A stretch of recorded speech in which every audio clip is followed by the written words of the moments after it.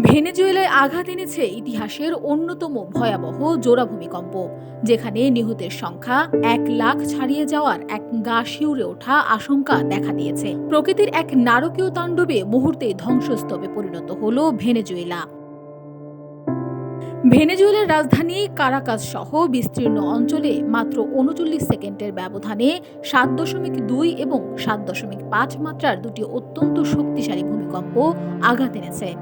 মার্কিন ভূতাত্ত্বিক জরিপ সংস্থা জানিয়েছে, এই দুর্যোগে ব্যাপক ক্ষয়ক্ষতির পাশাপাশি 1 লাখের বেশি মানুষের প্রাণহানির সংখ্যা প্রায় ৩০%।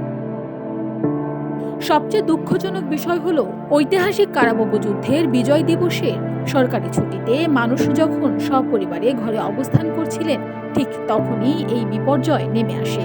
চোখের পলকে ভেঙে পড়েছে একের পর এক বহুতল আবাসিক ভবন ও বাণিজ্যিক কেন্দ্র।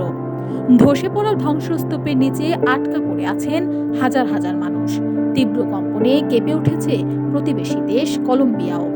বর্তমানে পুরো ভেনেজুয়েলা জুড়ে চলছে হাহাকার আর কান্নার রোল। পরিস্থিতি নিয়ন্ত্রণে উদ্ধারকর্মীরা প্রাণপণ লড়াই চালিয়ে যাচ্ছেন। Desk report, Bangladesh bulletin.